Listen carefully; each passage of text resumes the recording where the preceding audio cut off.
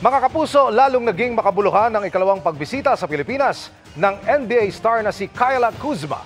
Nakipag-bonding siya sa mga taga-tenement sa Santa Ana sa Maynila kung saan ginawan siya ng isang mural.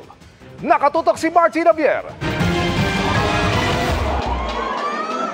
Mga kapuso, nandito tayo ngayon sa tenement sa Santa Ana, Manila dahil balik bansa ang NBA player na si Kyle Kuzma sa kanyang ikalawang balik sa Pilipinas. Magandang umaga!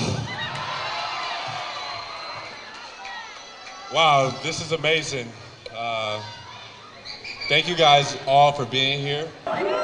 Nakibonding at nakisaya ang player ng Milwaukee Bucks sa isang komunidad sa Maynila.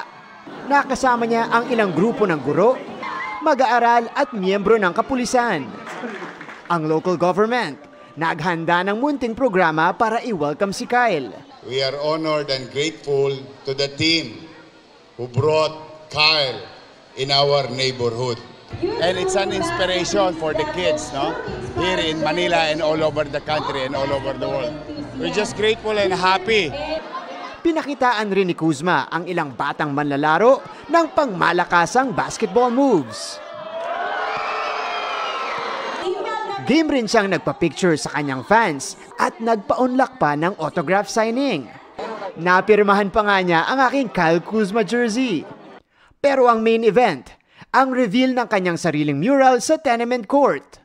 Ayon sa artist ng mural na si Maya, dream come true raw ang moment na ito. Matagal na pangarap ng tenement na makapagpapunta somehow ng NBA players dito.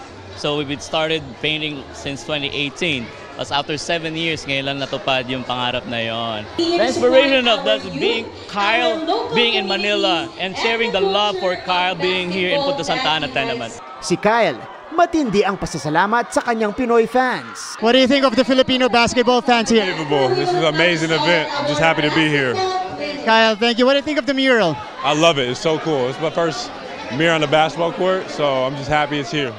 What do you think of your second time here in the Philippines? It's even better, even better. It's even better than last time. I love you guys. Keep working hard, dream big, and never give up. Mula sa tenement sa Santa Ana, Manila, ako si Martin Javier, nakatutok 24 oras.